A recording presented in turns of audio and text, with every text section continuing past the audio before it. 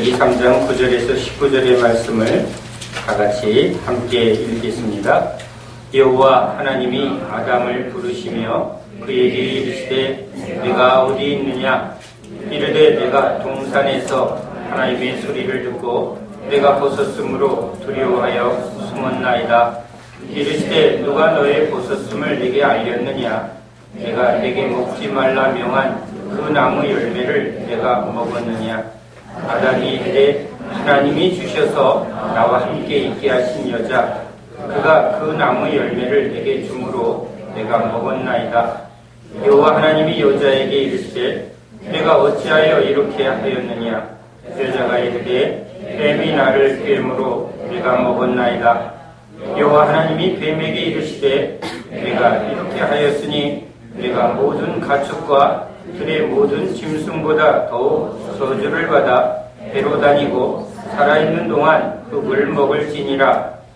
내가 너로 여자와 원수가 되게 하고 내 후손도 여자의 후손과 원수가 되게 하리니 여자의 후손은 내 머리를 상하게 할 것이요 너는 그의 발꿈치를 상하게 할 것이니라 하시고 또 여자에게 이르시되 내가 네게 임신하는 고통을 크게 더하리니 내가 수고하고 자식을 낳을 것이며 너는 남편을 원하고 남편은 너를 다스릴 것이니라 하시고 아담에게 이르시되 내가 내 아내의 말을 듣고 내가 네게 먹지 말라 한 나무의 열매를 먹었은즉 남은 너로 말미암아 저주를 받고 너는 내 평생에 수고하여야 그 소산을 먹으리라. 땅이 내게 가시덤불과 엉겅퀴를 낼 것이라. 내가 먹을 것은 밭의 채소인즉 내가 흙으로 돌아갈 때까지 얼굴에 땀을 흘려야 먹을 것을 먹으리니 내가 그곳에서 취함을 입었으니라. 너는 흙이니 흙으로 돌아갈 것이니라 하시니라. 아멘. 할렐루야. 저는 1960년 강원도의 한 시골 마을에서 태어나 어린 시절 서울로 이주하면서 서울 중심으로 살았습니다. 이 대한민국의 한 시대 또 한 이 영역에서 우리는 삶을 살아갑니다. 그런데 이렇게 동일한 삶의 여정을 살아가는 우리 사람들 사이에서도 생각이 너무 다르고 기준이 다르므로 또 갈등을, 어려움을 겪고 살아갑니다. 심지어는 쌍둥이끼리도 서로 세대 차이를 느낀다라고 말할 만큼 인간은 각각 여러 환경과 또 관계를 통해서 자기 세계관을 갖고 있습니다. 남자와 여자 참 다릅니다. 서로 함께 행복하게 살자고 결혼하며 우리가 결혼 생활을 하면서도 평생 서로를 모르고 살아가는 그런 삶을 살 때가 참 많습니다. 아니, 우리가 낳은 자식조차도 참 너무 다른 존재입니다. 이렇게 같은 말을 쓰고 같은 시대 또 같은 이 영역에서 살아가는 우리들 안에도 이렇게 많은 갈등을 겪고 있는데 다른 환경과 다른 문화 속에 살아가는 사람들과 만나게 되면 그것은 더 큰 어려움을 겪습니다. 우린 역사 속에 일본의 침략을 받습니다. 우리가 그 상황을 겪어보지 않았지만 상상으로나 또는 아니면 드라마나 영화를 통해서라도 그렇게 전혀 다른 민족이 우리에게 와서 자기네들이 옳다, 우리에게 맞추라 하고 이렇게 강요하면 그것은 엄청난 고통입니다.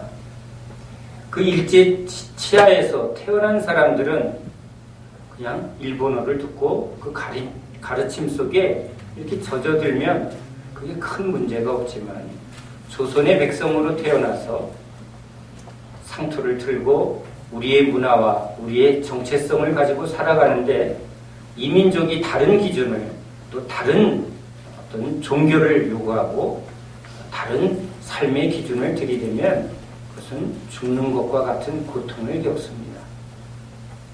그 속에서 자신의 정체성을 지키는 일이 참 어렵습니다.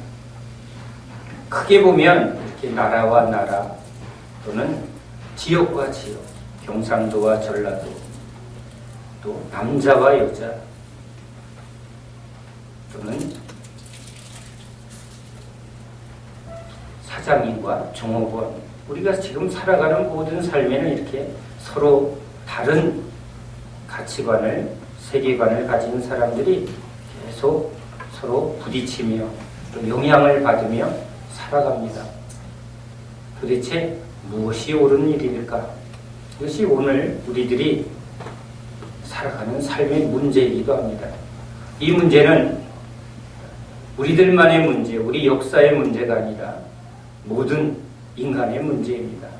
특별히 우리는 성경 속에 이스라엘 백성들, 애굽에서 노예살이를 합니다. 요셉이 총리로 있었을 때에는 요셉의 가족들과 요셉의 자녀들 특별한 대우를 받습니다. 그러나 요셉이 죽고 난 후에 세월이 흐른 후 이들은 노예로 전락합니다.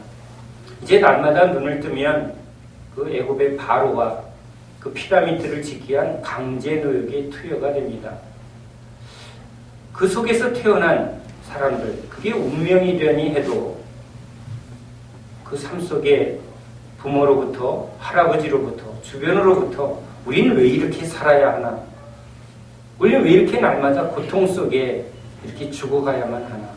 억울하게 매맞고 아주 그 강한 노동 속에 삶의 희망을 잃고 계속 이렇게 살아야 하는가? 이 질문 앞에 이스라엘 백성들이 지금 살아가고 있는 형편이죠.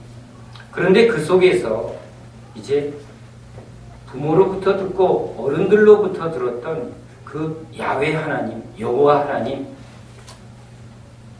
그 하나님이 모세를 통해서 이스라엘 백성들을 애굽에서 구원합니다.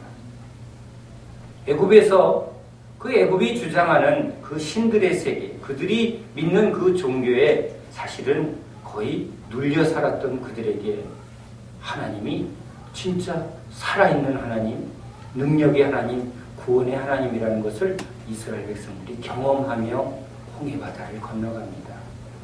그리고 광야에 이제 삶을 살아갑니다.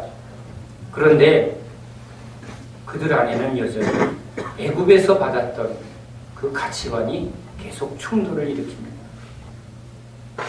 그래서 조금만 힘들면 그 애굽에 살았던 삶을 계속 붙듭니다.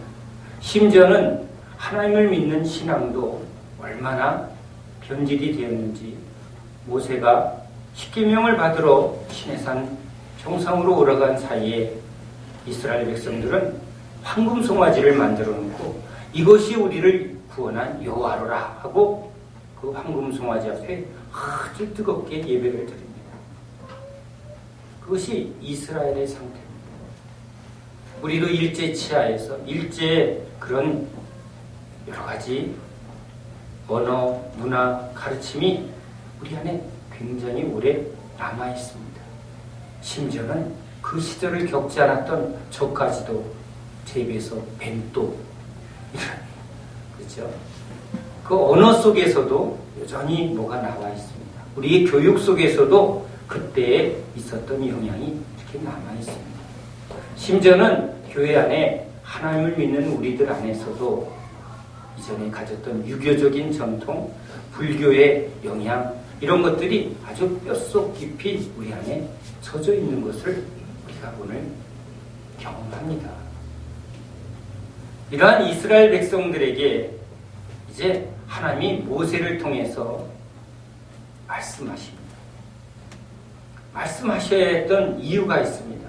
바로 그들 안에 바른 기준을 또 바른 진리의 말씀을 가르쳐야만 했습니다.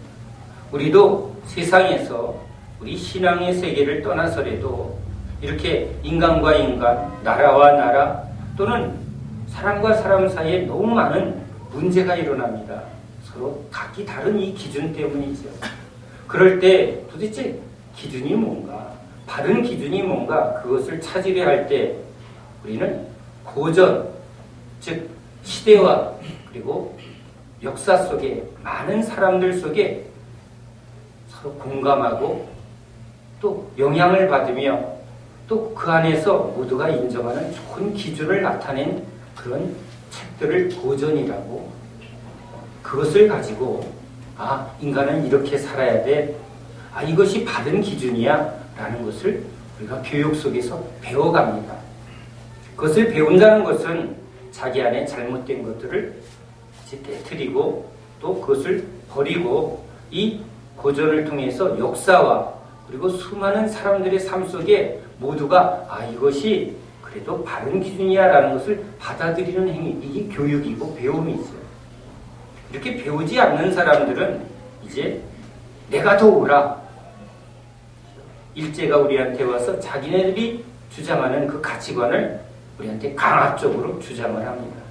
우리도 삶에서 내가 더 옳아하고 강압적으로 주장해서 충돌이 일어나기도 합니다. 그런 충돌과 또는 수용 속에 우리는 서서히 변화도 겪고 또 고집스럽게 그렇게 싸우며 살아가는 존재이기도 합니다. 진짜 바른 기준은 무엇일까? 누가 옳은 것일까? 그것이 우리의 삶에 참 중요합니다. 그래서 고전 속에서도 우리는 경전, 즉 이 고전의 많은 좋은 가르침 속에 신의 가르침, 그 경전 속에 우리는 이 토라, 모세의 오경을 하나님이 우리에게 주셨다는 것을 우리는 믿습니다. 이스라엘 백성들은 이 신의 가르침, 우리가 어떻게 살아야 되고 어떤 기준으로 살아야 하는가를 모세를 통해서 하나님이 주셨다라는 것을 믿는 사람들, 그게 이스라엘 백성입니다.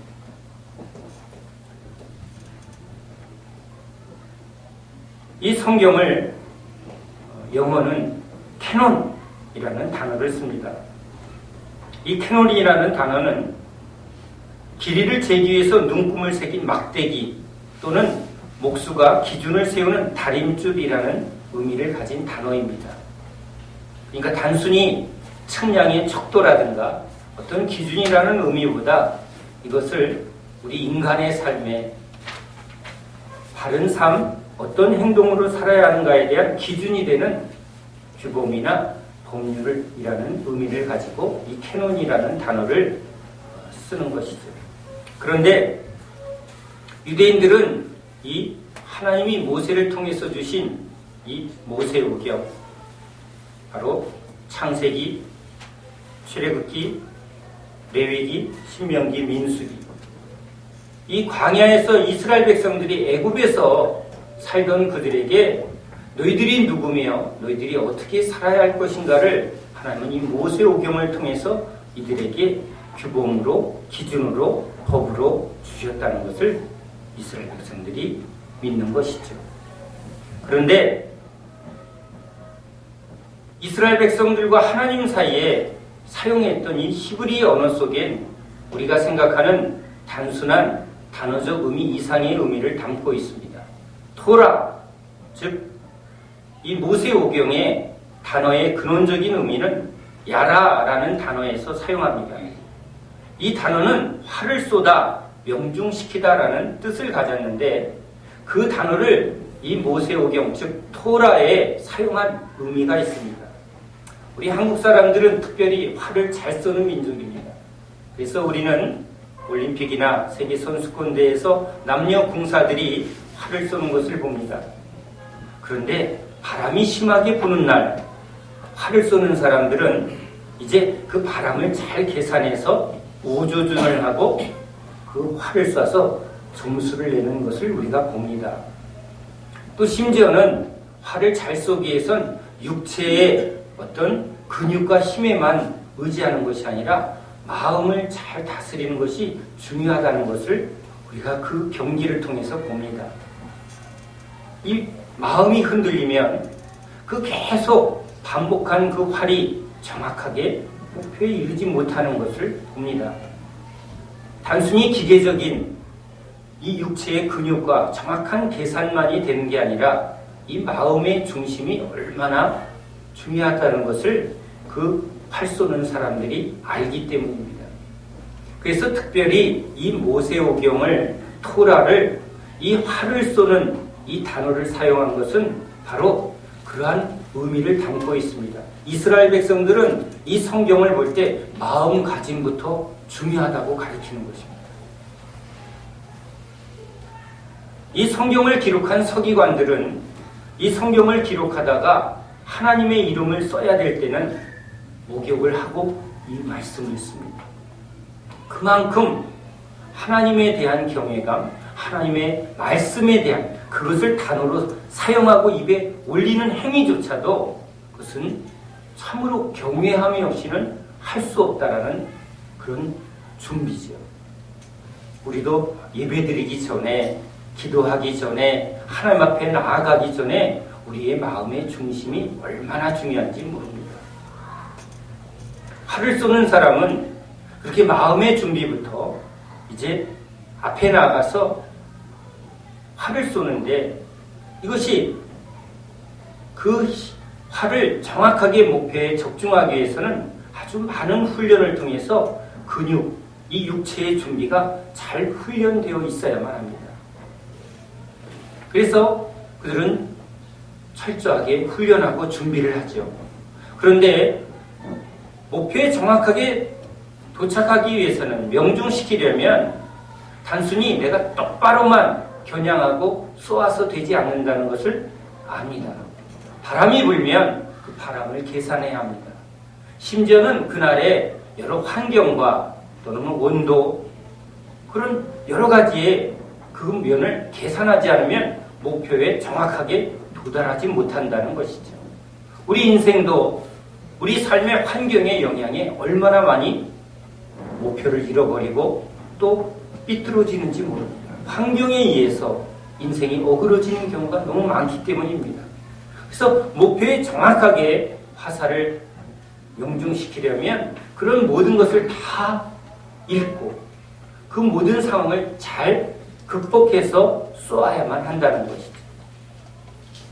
또 하나는 화살은 정확하게 일자로 날아가지 않는다는 것입니다.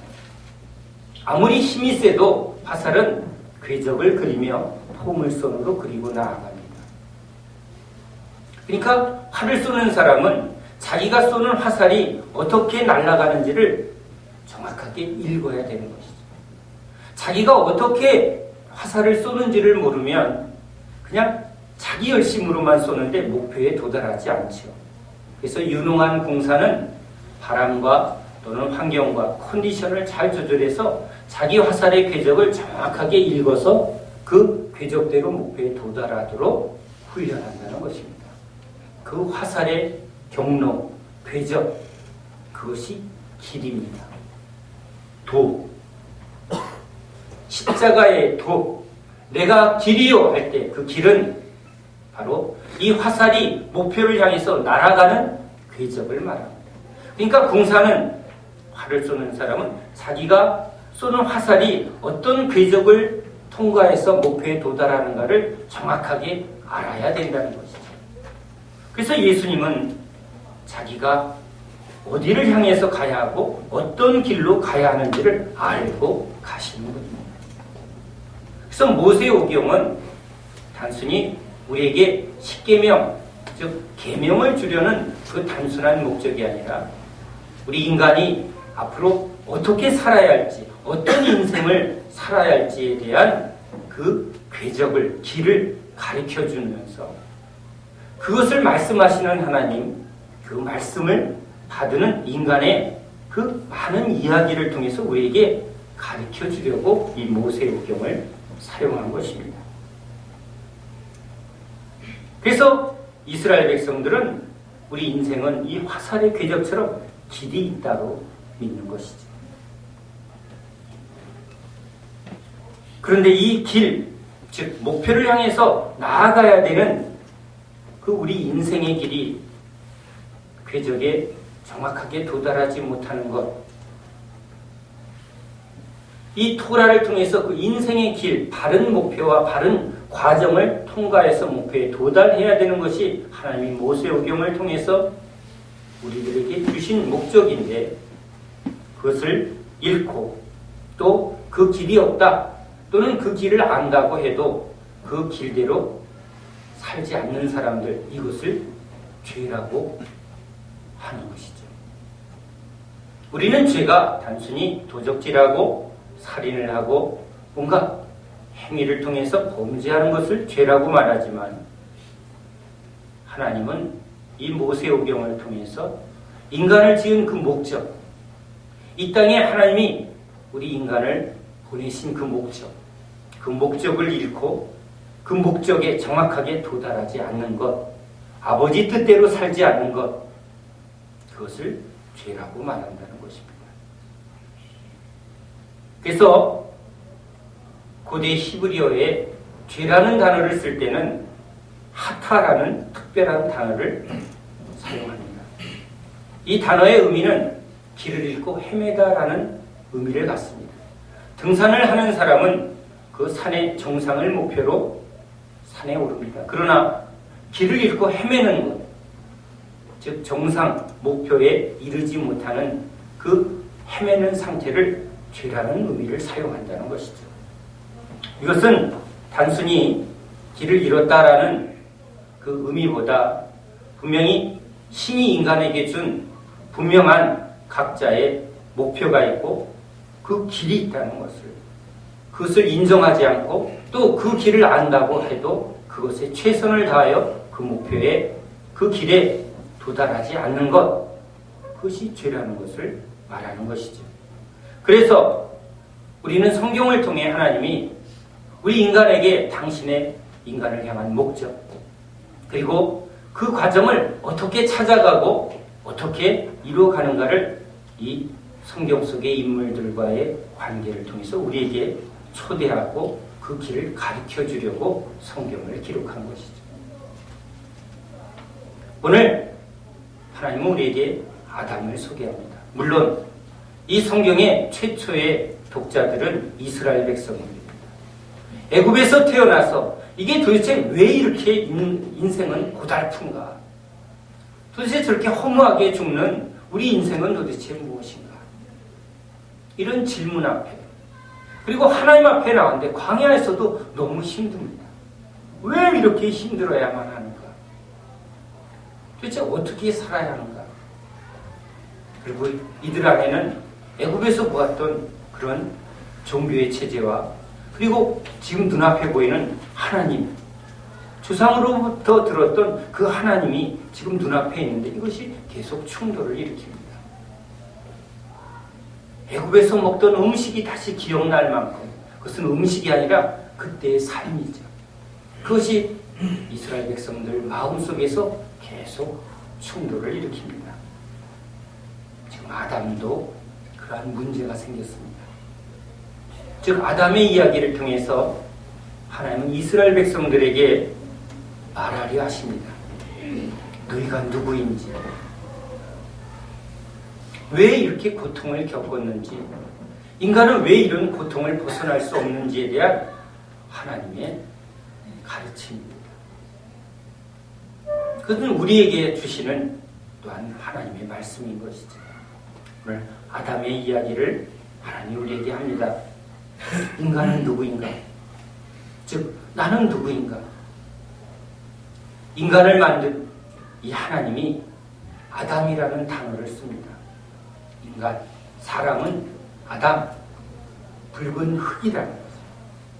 특별히 이 붉은 흙이라는 아담이라는 단어를 쓸 때 이 팔레스타인에서는 토기장이가 그릇을 만들기 위해서는 아무 흙이나 쓰는 게 아니라 가장 좋은 붉은 흙을 사용해서 도자기를 만듭니다. 하나님이 토기장이처럼 그 붉은 흙을 만들어 인간을 만들었다는 것이죠. 그래서 인간은 흙으로 와서 흙으로 돌아가는 존재입니다. 인간이 인간일 수 있는 것은 그것을 만드시고 거기에 생기를 불어넣은 하나님으로 말미암아 그 생명의 근원이 하나님께 있다는 것을 이 아담이라는 이름 속에 둔 것입니다. 모든 생명체 중에 하나님의 음성을 듣고 하나님을 예배하고 하나님을 위하여 사는 존재는 인간밖에 없습니다. 인간을 하나님이 만드신 것은 하나님의 형상대로 이제 우리를 지어서 지으신 세계를 다스리도록 하자. 이것이 하나님의 목적입니다. 이 목적을 잃고 헤매는 인간, 그게 죄의 상태죠. 그 죄의 원인이 바로 여기 뱀에게 있고 또 사람의 말을 들은 그 결과라는 것이죠. 하나님이 아담에게 말했습니다. 이 동산에 있는 모든 나무는 먹되 선악과는 먹지 말라. 우리는 하나님의 말씀을 듣고 순종해야 되는 피조물입니다. 그런데 그 하나님의 말씀을 거역하고 이제 여자의 말, 사람의 말을 듣고 또 사단의 말을 듣습니다. 누구 말을 듣느냐가 우리에게 기준이 됩니다. 그 기준이 우리의 가치관이 되고 세계관이 되고 우리 인생이 됩니다. 너는 누구 말을 듣는가? 너는 누구를 따르는가? 이것이 오늘 우리의 존재요, 우리의 삶인 것이죠. 아담을 지은 하나님은 아담을 통해서 하나님의 말씀을 이루게 합니다. 이 지으신 세계를 말씀대로 다스리고 말씀대로 이루어지는 세계, 보시기에 좋은 세계, 하나님의 나라입니다. 그래서 인간은 하나님의 계시를 받는 존재로 지었습니다.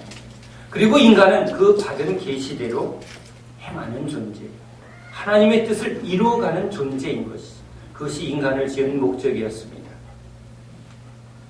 그런데 사람의 말을 듣고 지금 사단의 말을 들었습니다.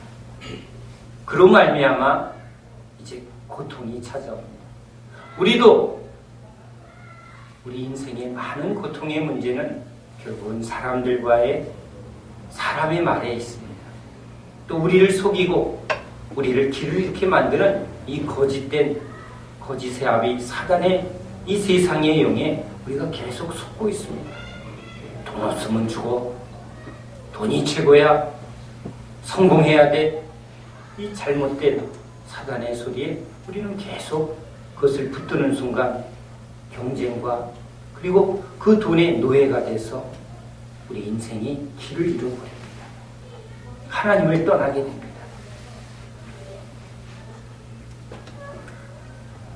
그러한 우리에게 하나님이 말씀하십니다. 아담에게 말합니다. 내가 어디에 있느냐? 내가 어디에 있느냐라는 이 단어를 히브리어 아이에카라는 한 단어로 하나님 말씀하십니다. 그런데 하나님이 이 말씀을 하실 땐 우리는 시간 속에 살아가지만 하나님은 영원 속에 계십니다. 하나님은 과거와 현재와 미래를 같이 보시는 하나님이지. 그래서 이 단어를 쓸 땐 우리는 시간 속에서 이 단어를 듣지만 하나님이 말씀하실 땐 이것은 과거와 현재와 미래에 대한 하나님의 말씀입니다. 과거에 우리 존재에게 묻는 이 질문이 이러한 의미를 갖습니다. 내가 어디에 있었느냐? 우리는 사람을 보며 그 사람의 출신을 봅니다. 어디서 사셨어요? 즉 우리가 어디서 왔는가죠. 어느 나라, 어느 지역, 어느 학교, 그 사람이 어디서 왔는가, 근원, 뿌리를 먼저 보려고 하는 것이죠. 이스라엘 백성들이 광야에서 자기의 정체성을 잃어버립니다. 애굽에 속해 있는 애굽의 영향이 안에 있고 지금 눈앞에 보이는 하나님의 영향을 보고 있습니다. 우리도 오늘 하나님 앞에서 말씀을 들으면 우리는 하나님의 백성입니다. 그리스도인입니다 하고 이 안에 그것을 믿음으로 붙들지만 세상 속에서는 우리는 이 이스라엘 백성처럼 애굽의 영향, 즉 세상의 영향을 받습니다. 돈, 성공, 서로 경쟁, 비교, 이것이 계속 우리 안에 충돌을 일으킵니다. 이것이 광야 백성의 현실인 것처럼 오늘 우리들의 현실입니다. 그들에게 하나님이 이제 다시 한번 너희들이 누군가, 너희들이 어디에 속해 있는가를 다시 한번 묻습니다. 이 질문을 통해서 아담에게 넌 어디서 왔는가? 우리가 어디서 왔습니까? 육신으로는 우리 부모로부터 왔습니다. 우리 환경 속에 영향을 받습니다. 그러나 예수를 믿음으로 우리는 하나님으로 다시 출발한 사람들입니다. 이전 것은 지나갔으니 보라 새 것이 되었다. 애굽 백성에게, 애굽에 속해 있던 이 노예들에게 홍해 바다를 건너면서 너희들은 이제 죽었다. 애굽에 속했던 너희들은 이미 홍해 바다에서 다 죽은 것이고 이제 너희들은 광야에서 하나님을 예배하는 하나님의 백성으로 다시 생명을 주었다. 이것을 통해서 우리의 근원, 뿌리, 이것을 새롭게 하려는 것이죠. 아담아, 너는 누구냐? 너는 내가 지었지 않느냐? 근데 누구 말을 듣고 있느냐? 지금 그거죠. 우리도 세상 속에서 우리가 누구인가를 놓치게 되면 일제시대 때 일제의 가르침 앞에 순종하면 그 거짓말을, 그들의 강압을 붙들으면 내가 한국 사람인 줄을 잃어버리고 친일파가 돼서, 그렇죠, 일본 사람인 것처럼 살아갑니다. 우리도 세상 속에서 우리가 하나님의 백성 그리스도임을 놓쳐버리면 세상 사람들과 똑같이 우상을 섬기고 세상 사람들의 가치관을 받아들이는 것과 똑같은 것이죠. 그래서 주님이 우리에게 묻습니다. 아담아, 어디 있느냐 내가? 네가 어디에 속해 있었느냐? 우리의 뿌리를, 우리의 시작을 다시 하시는 것이죠. 오늘 현재의 우리의 모습 속에 주님이 묻습니다. 아담아, 네가 어디 있느냐? 숨어 있습니다. 핑계대고 있습니다. 자기의 현재 모습을 정확하게 보는 것, 이것이 참 중요합니다. 사단은 계속 우리의 자기 모습을 직면하지 않고 자기 행위로 자기를 가리도록 합니다. 하늘을 우러러 부끄러워 불쌍히 여겨주소서. 내가 죄인입니다. 내가 죄인이라는 것을 철저히 볼 때 우리는 그 죄에서 구원할 하나님을 찾게 돼 있습니다. 그런데 내가 11조했고 내가 하나님 앞에 금식했고 회칠한 무덤처럼 자기의 실체를 가리고 위선으로 속이는 그 사단의 그 속임에 붙들려 있는 사람, 종교인이죠. 그래서 주님이 묻습니다. 너 지금 어디 있는가? 오늘 우리 주님 앞에 있습니다. 오늘 우리는 주님을 예배하고 있습니다. 이스라엘아 들으라. 내 마음과 뜻과 정성을 다하여 하나님을 예배하고 하나님을 기뻐하고 하나님을 영화롭게 해야 되는 내가 너를 지은 목적, 그 목적 앞에 정확하게 있으라. 목적을 정확하게 보고 그 길을 바라봐라. 오늘 우리는 주님을 예배합니다. 그 길을 잃어버리면, 그 마음이 애굽에 가 있으면 주님 앞에 있지만 마음이 세상에 가 있는 그 사람은 지금 길을 잃은 사람입니다. 두 마음을 품고 향방 없이 이리저리 헤매는 존재, 그게 죄의 상태라는 것이죠. 다시 내 마음을 하나님 앞에 돌이켜 확정하고 이제 우상을 버리고 세상에 속했던 모든 것을 벗어버리고 나는 오늘 주님 앞에 있습니다. 아담이 그 주님 앞에서 여자가 그랬습니다. 뱀이 그랬습니다. 이것을 남의 탓을 하고 자기 죄를 인정하지 않고 자백하지 않을 때 그들에게 고통이 끊임없이 일어납니다. 우리가 고통을 겪었던 이유는, 우리가 세상에서 겪었던 이 고통의 이유는 하나님을 떠난 우리 인간의 죄로 말미암이라는 것을 하나님은 이스라엘 백성들에게 말하려 하는 것이죠. 너희들이 지금 하나님이 보호해주시는 이 구름기둥 불기둥 만나와 그 생수로 만족하지 못하고 계속 불평하며 원망하는 이 고통 속에 있는 이유는 하나님을 즐거워하지 않고 하나님이 주는 은혜를 자족하지 않고 믿음으로 나아가지 못하기 때문에 너희들은 지금 고통 속에 있다는 거죠. 아담아, 내가 어디 있느냐? 오늘 우리들에게 내가 어디 있느냐? 주님이 또 물으십니다. 우리의 미래를 물으십니다. 내가 어디에 있을 것인가? 내가 어디로 갈 것인가? 내가 가야 되는 분명한 목적. 예수님은 그 목적을 정확하게 바라보고 흔들리지 않고 그 십자가의 길을 걸어갑니다. 사단은 어떻게 하든지 유혹과 시험으로 그 목표를 포기하고 다른 길로 가려고 합니다. 목표를 잃은 인생, 그 길을 다른 길로 가게 하는 것, 이단이죠. 우리를 이단되게 하고 목표를 잃고 다른 길로 가게 하는 그 사단의 속임수. 우리는 주님 앞에서 다시 한번 우리가 어디를 향해서 살아야 하는가, 어떻게 살아야 하는가를 정확하게 바라보아야 합니다.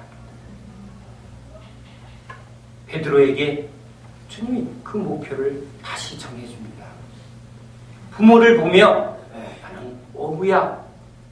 그리고 열심히 예배만 드리면 돼. 그러나 그것은 주님이 베드로에게 주신 사명이 아니고 그 인생이 아닌 것이죠. 예수님은 그것을 다시 회복하려고 합니다. 나를 따라오너라. 내가 너를 사람 낚는 어부. 베드로의 사명입니다. 베드로의 인생입니다. 그 목표를 이루어갈 때 아버지 뜻대로 행한 자죠. 아버지 뜻대로 행하지 아니한 자는 결단코 천국의 하나님 나라에 들어가지 못합니다. 주님은 우리를 우리 인생의 그 부르심과 목표 앞에 정확하게 목표를 보고 그 목표를 도달하기 위한 그 인생의 길을 찾아서 그 길을 정확하게 갈 수 있도록 가르치고 인도하는 분입니다. 우리는 길을 놓치고 또 목표에서 벗어날 때가 있습니다. 도달하지 못할 때가 있습니다. 그러면 왜, 어디서, 무엇을 잘못했는지 우리는 이 토라, 하나님의 말씀을 통해서, 말씀하시는 하나님을 통해서, 그리고 인생의 길을, 신앙의 길을 먼저 걸어간 그들의 삶의 가르침을 통해서 우리가 무엇을 지금 준비되지 못했는지, 무엇이 부족한지를 다시 한번 배우고 다시 한번 돌이켜 하나하나를 수정해가는 인생, 그것이 믿음의 인생이죠. 주님이 오늘 우리에게 물으십니다. 내가 어디 있느냐? 나의 시작과 나의 현재와 나의 미래, 이 길을 인도하시는 우리 주님의 음성인 줄로 믿습니다. 우리는 그 음성을 들으며 주님의 가르침을 배우며 또한 이 풍성하신 하나님의 그 말씀 속에 하나하나 우리가 어떤 과정과 어떤 여정을 걸어야 할지를 깨달아 그 깨달음대로 결실을 맺어가는 우리 인생이 될 줄 믿습니다. 그 신실하신 주님 앞에 항상 예배하며 그 음성을 들으며 순종하며 나아가는 저와 여러분 되시기를 예수님의 이름으로 축원합니다. 기도합니다.